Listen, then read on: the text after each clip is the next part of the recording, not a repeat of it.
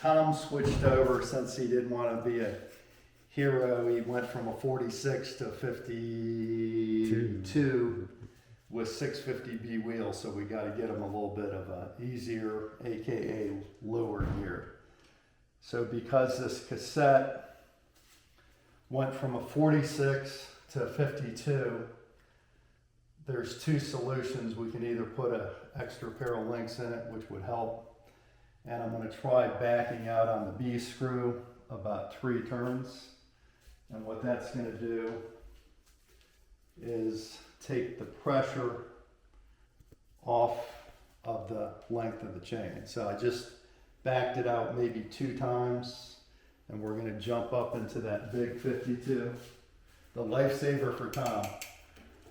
Okay, and it went up fine. Now we're going to drop down. There we go. Yeah. It's still not 100%, but we'll come off on that screw a little bit more if we need to. Let's see what we got. Yeah, better.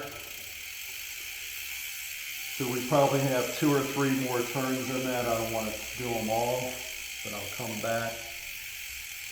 Another full revolution. And I think when you're doing stuff like that, I've always found 1 turn at a time versus doing 3 initially, as in, if it's getting better, keep going. If it's getting worse, put it back where it was. So we're up in the big one, drop down, still a little bit.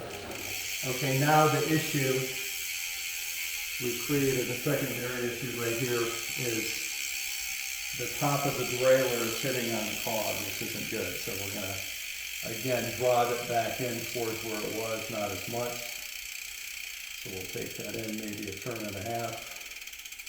And again, trial and error. Go back up. Come back down. It's a little bit sticky, but it's not rubbing, so we're going to drive it in maybe a half a turn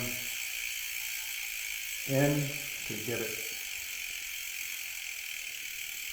Well, we want half a turn out. There's a happy point here. So we're in the 52, we drop down and it's still rubbing. So we gotta make it tighter. I'll do about a turn in. I think we're gonna be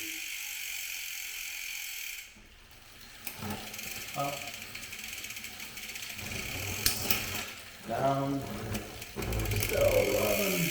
So we're going to drive it in half a turn. I think we're going to be about where we're going to end up here.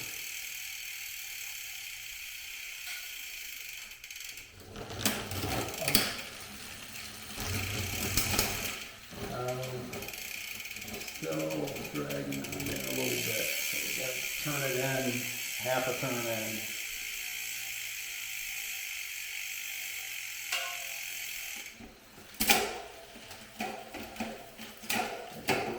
Point where